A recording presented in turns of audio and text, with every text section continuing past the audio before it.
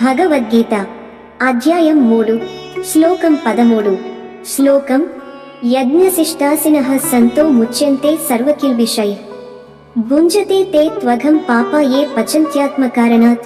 అనువాదం: యజ్ఞం చేసిన తరువాత మిగిలిన ఆహారం తినేవారు అన్ని పాపాల నుండి విముక్తి పొందుతారు, కానీ స్వార్థపూర్వకంగా తమ కోసమే వండుకునేవారు పాపాన్ని మాత్రమే తింటారు.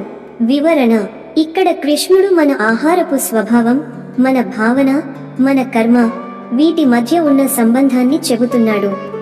యజ్ఞ భావంతో పంచుకున్న తర్వాత మిగిలిన ఆహారం పవిత్రమైంది.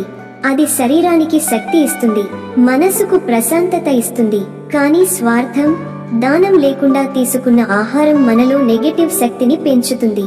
తాత్విక సందేశం: పంచుకోవడం మన ఆహారాన్ని పవిత్రం చేస్తుంది. స్వార్థం ఆహారాన్ని కూడా పాపకర్మలోకి మార్చేస్తుంది.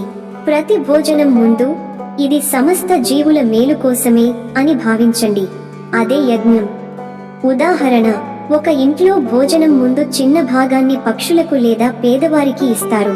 ఆ చిన్న పంచే చర్య ఆహారాన్ని పవిత్రం చేస్తుంది. అదే ఆ భోజనం మనకు శారీరక, మానసిక శక్తిని ఇస్తుంది. ఎండ్ నోట్: భగవద్గీత మనకు చెబుతున్నది, పంచిన తర్వాత తిన్న ఆహారమే నిజమైన ప్రసాదం.